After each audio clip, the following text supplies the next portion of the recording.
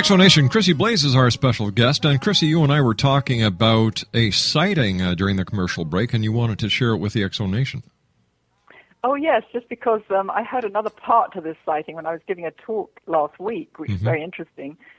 You were asking about UFOs earlier and some of the reasons they're here, and I believe some of the reasons are to demonstrate a spiritual dimension, and also they have over the years demonstrated their great power through control of matter, through the nuclear weaponry that we talked about earlier. But one example of this I was very involved with in 1989 in England, and it was a sighting and a manifestation and a dematerialization that took place in Voronezh near Moscow. I don't know if you remember that one, Rob. No, I don't. Anyway, I know there's so many.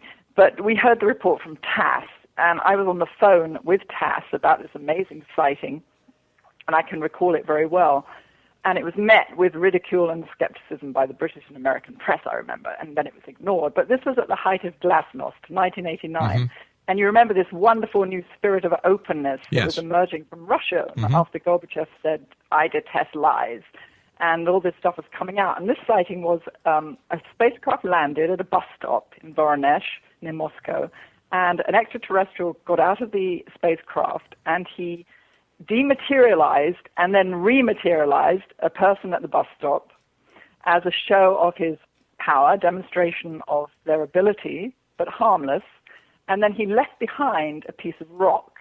Well, I was on the phone about this with TASS over several days, and I heard that the rock had been sent to a laboratory, and I later learned from TASS that they had discovered that this rock was not of this world.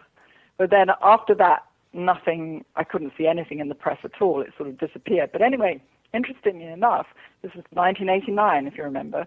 I was speaking last week, and one of the ladies there said that this is amazing because she read in Sedona Press an article about this sighting, and also, apparently, according to this journalist, the extraterrestrial then went on to meet with Gorbachev, and apparently was connected to the coming down of the Berlin Wall, which took place in 1989, the same year. So whether that's true or not, I think it's very, very interesting.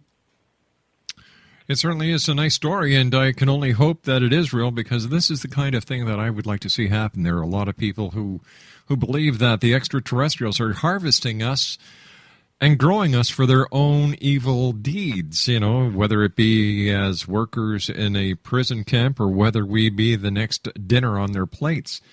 So I would much rather hear these stories of positive interaction than I certainly would with the negativity. Chrissie, we've got about 30 seconds left. What would you like to leave the Exonation with tonight?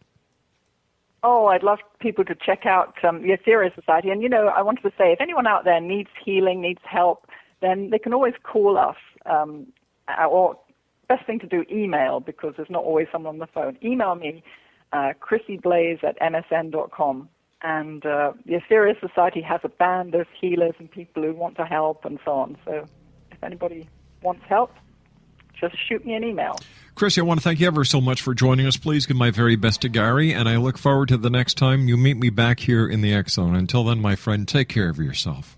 Well, thank you so much, and thank you for the opportunity. Take care, Rob. Take care, Chrissie. Chrissie Blaze, www.chrissieblaze.com or www.aetherius.org. I'll be back on the other side of this commercial break with the news as the X Zone continues with yours truly, Rob McConnell, from our studios in Hamilton, Ontario, Canada. Don't go away now.